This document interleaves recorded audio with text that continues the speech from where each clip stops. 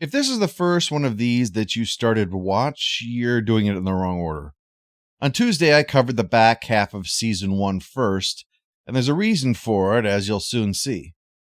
To repeat before we start, the scoring system is not an attempt to quantify quality.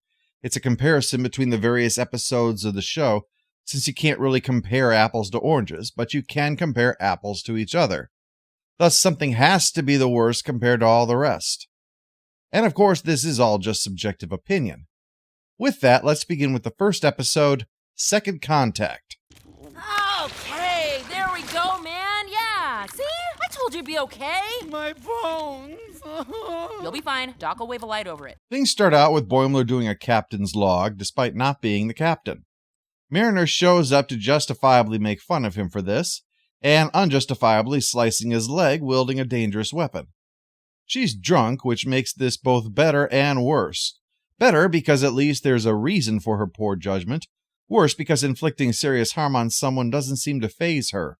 When Tendi arrives for her first posting, it's established that Mariner has been promoted but then demoted more than once. The fact that this has happened while she stays in Starfleet would be appreciably nuanced if she weren't fucking insufferable.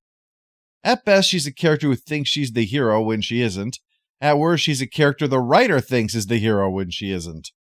Rutherford also appears, a newly minted cyborg, rounding out what is now a quartet. Getting into everything would keep us here all day, so suffice to say, on the ship, Rutherford has a date that goes badly, partially due to a pseudo-zombie outbreak.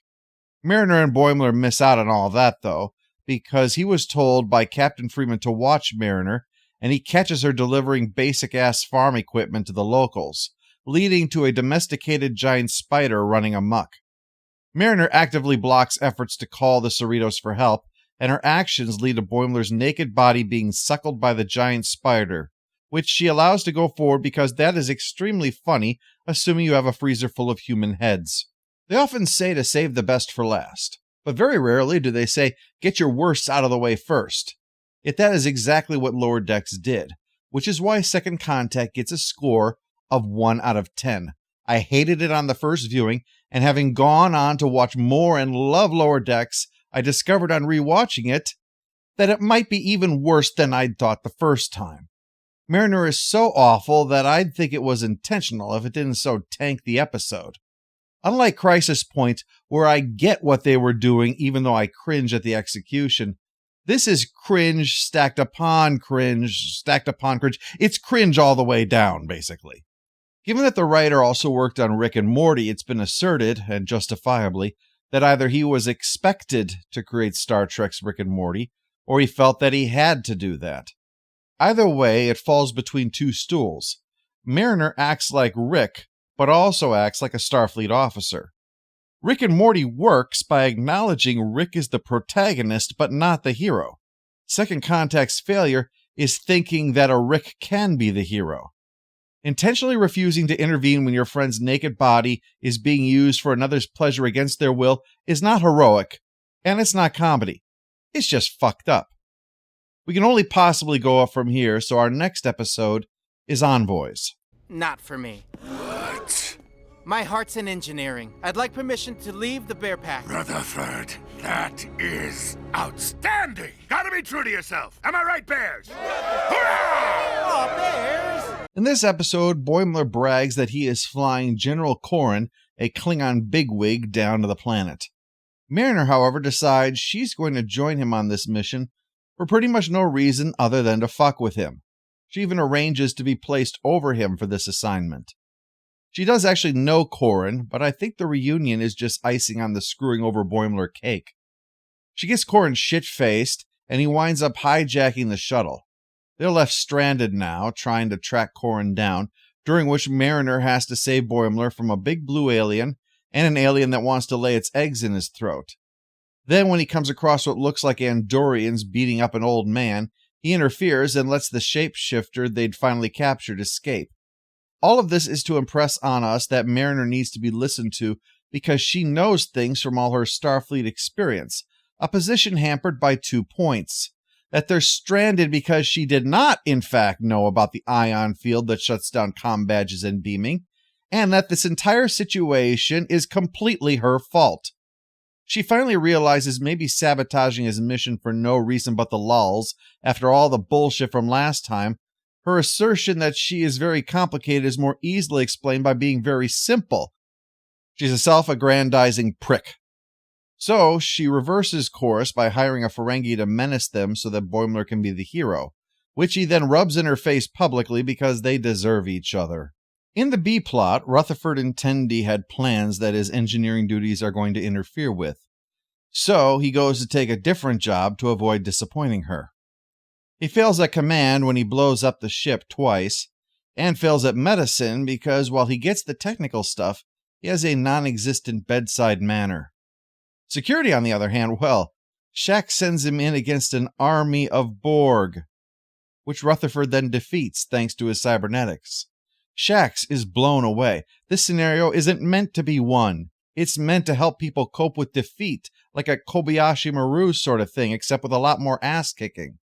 Yet Rutherford realizes being an engineer is what he is meant to be, which Shax fully supports.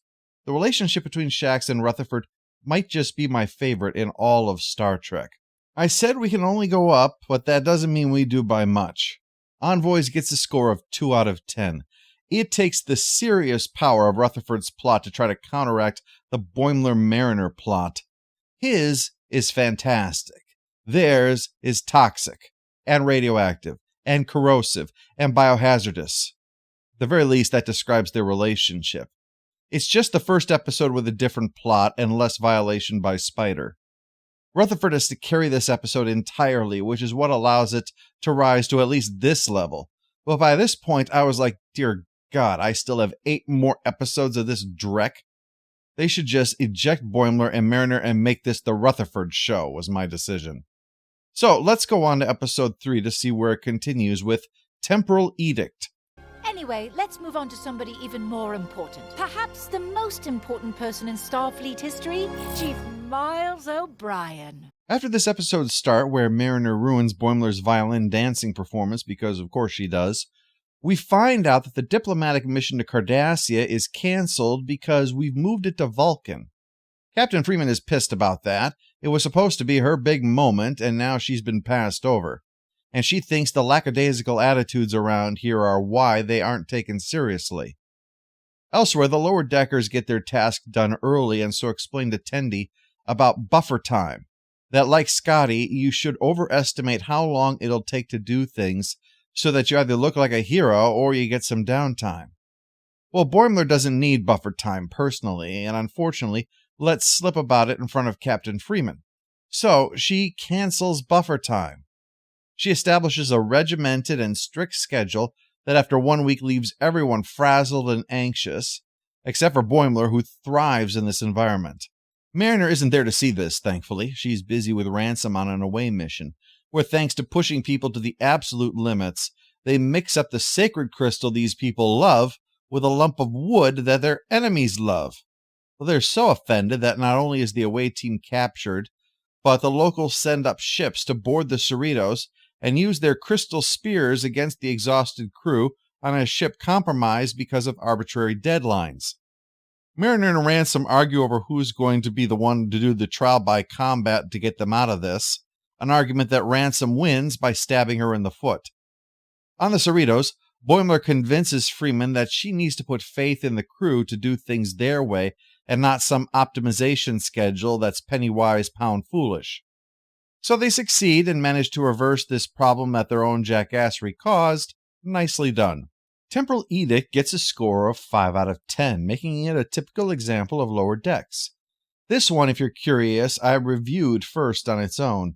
And sometimes when you experiment with gags, I'll tell you, they fail horribly. This one was to kick off a gag I was going to do where I would intentionally mispronounce Cerritos as something different every time. I believe this one was Cerritos. And I was going to finally end it with Coritis. However, the blowback ended that in a real hurry. Experimenting with comedy sometimes means you're going to blow yourself up. Sometimes it's so bad, though, people don't even notice you tried to do a joke. That hurts. But I digress. Getting back to the episode, this is where the show's TNG vibe really starts to come through. a place where you could just chill like in 10 Forward. Boimler and Mariner get little on-screen time together and convinced me at the time, okay, well, the problem is not the show. It's that these two have such a broken relationship, the show is better off if you keep them separated. Let's test that by going on to episode 4, Moist Vessel.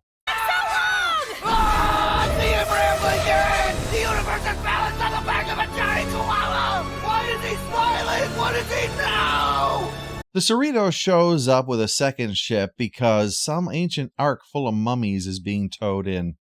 What's special about this ship, though, is there's a liquid that turns lifeless material into life, instant terraforming. The captain of the second ship is Durango, a Tellarite, who is not happy to share this prestigious assignment with the Cerritos, and especially unhappy that Mariner acts like a complete tool during the briefing. Freeman takes her into her ready room because Mariner, we learned in episode 1, is her daughter, and Freeman has had it up to here with his dipshit. So Ransom, who does not know the relationship because it's a secret, suggests that Mariner be assigned every shitty job they have in order to get her to request a transfer. That's all she needs, just ask. Holodeck waste removal, turbolift lubing while it's in motion, and carbon filter maintenance, which is cleaning it off with a phaser or something like a phaser. In any case, she works to make things fun, spoiling the plan. Well, Ransom shares what's happened, so Captain Freeman decides the perfect punishment is promotion. In the B-plot, though, Tendi is going to watch someone ascend to a higher plane of existence, except she screws up his sand circle by sliding her face through it, chasing a gong that she knocked down. She tries to help fix what she'd messed up by giving him a knick-knack, but he's so far from inner peace he smashes it. She takes this to the next level by trying to blend in every kind of enlightenment possible into one big smoothie of ascension, which just pisses him off to no end. Well, Captain Durango's irritated about sharing credit for this tow job, so he orders an adjustment to their heading so their position reflects their importance. In the process, his ship rips out part of the hull, letting the terraforming goop out, and naturally the tractor beam draws in said gloop to begin changing the ship. During this, the Cerritos gets infected too, and that's when Tendi confronts Ascension Guy about her desperate need to be liked, while he admits that Ascension was just something he made up in order to seem special. During the crisis, he takes a boulder for her, but rather than dying, he ascends. Except as you saw earlier, it wasn't as great as he thought it'd be. As for Mariner, she's with her mother trying to get to where they can fix all of this. They rescue the crew of Durango's ship by beaming them onto the derelict vessel, and then sort out the problem with their own ship. Mariner gets a medal but mocks everyone who's imitating the Admiral's Spock-like pronunciation of censors to get demoted back to ensign. Going from the order of the series start, Moist Vessel is our strongest one yet and gets a stamp of 7 out of 10. It gets to the heart of Mariner's behavior. Her mother henpecks her the entire way so that we see defying the rules and still getting things done is a way of getting back at her. Beyond that, the episode shows Lower Decks getting more comfortable with being itself rather than any Rick and Morty stuff. Early on, the show was leaning for the, we're doing things you wouldn't see in Star Trek, in a defiant child swearing where the teachers can't hear them way. But now it's leaning towards doing that because we're willing to present cartoon people as being more alive, complete with petty bullshit and pissing contests. Let's close things out with our last episode of Season 1, Cupid's Errant Arrow. Captain's Log. Long-range sensors have located a very sexy... Oh, no! Definitely no to this, and also that! For this episode, the problem is a moon, one of many over this planet, which is going to wind up killing a bunch of people on the planet below. Except the aliens who live here are making a stink over the plan to implode that moon and spare them, including the fact that some like to pray to it. So a compromise is worked out that the tides will be kept the same somehow. They'll relocate home so that the numbering positions of the moons will be kept the same, and a bundle of the moon dust will be kept together to listen should anyone wish to pray at it. Then someone claims that it blocks pollution that will lead to people being wiped out, at which I am the closest I've ever come to the let nature fuck these people hard take on the prime directive that this franchise has been known to employ. During this, Boimler is concerned about his girlfriend Barbara, whom he met a month ago. To Mariner's shock and likely annoyance, Barbara is real, human, and attractive. She believes being accepting and supportive might be good for Boimler, so she's going to instead be a pain in the ass. It's not helped that new character Jet knew Barbara, and there are definitely still hormones in the air when they're together. But she assures Boimler she only has eyes for him, while Mariner is convinced she's a monster like someone that she encountered on one of her other assignments. Thus, the two characters have their plans. Boimler is going to become the coolest guy ever, and Mariner is going to sort out precisely the evil threat that Barbara represents. Boimler goes for the dorkiest cool outfit ever, while Mariner steals some of Barbara's hair. Boimler finally accepts that maybe Jet isn't a threat to their relationship, but she isn't safe from Mariner's paranoia, who pants her in front of a crowd to prove, something. During this, Rutherford and Tendi have been competing for a new T-88 tricorder, only to discover that what it means is getting transferred to the Vancouver, where they'll be able to use them. Well, they don't want to leave, only seems they don't have a choice. The chief engineer wants out. He can't take the stress. Fortunately, he shoots Rutherford, meaning, of course, that now they have dirt on him to make him rescind the transfer. So that's resolved. We turn back then to the red alien, who it turns out is Space Bezos and just doesn't want to move his house off that moon. So that's resolved too, leaving just Mariner's paranoia. She finds some kind of husk that she thinks proves something, heads over to the place where Boimler and Barbara are, only to find Boimler buck naked. Things get complicated and Boimler's knocked out. Then Barbara arrives and she and Mariner fight to protect him from the other. They finally discover there is actually a parasite, but it's on Boimler's head, making him irresistible. So his relationship crashes and burns. Cupid's errant arrow gets a score of 4 out of 10, not up to Lower Deck's usual standards, but not bad. It just feels a little mean-spirited. Plus, I just don't like doomed relationships. With the guest star of the week, there are very, very few in Trek that I felt were worth it. I only say few because Lessons comes to mind, so I'm willing to bet there might be one or two others, but they are the exception. As I said, the first episodes presented the Boimler-Mariner dynamic as toxic, which impacted the show itself. This is something the back half of the series managed to correct. The argument can, of course, be that it was about the need to grow, but even if that were true, and that seems dubious, then it was being too clever for its own good. Both those characters suck in the first 2 episodes, and it's only after breaking them apart the series got better, and the reason why episode 6 Terminal Provocations was needed to realign that dynamic.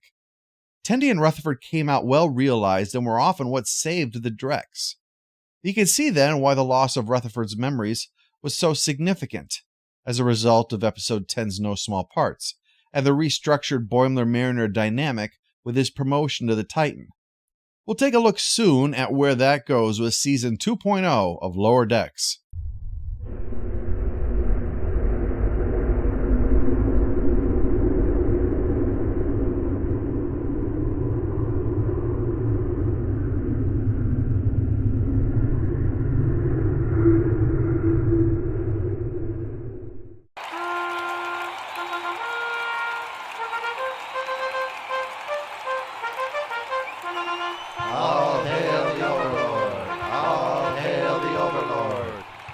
Where she needs to be. Guide her home. Okie dokie. Maintain course.